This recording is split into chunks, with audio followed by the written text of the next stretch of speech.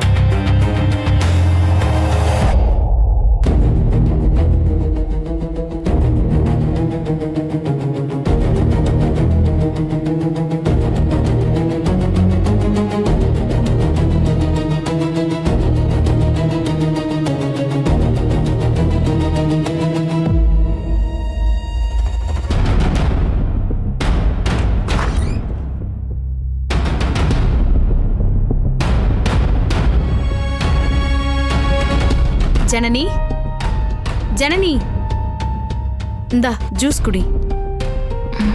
வேணாம், இங்க வைக்கிறேன், அப்புறமா குடிச்சுக்கோ.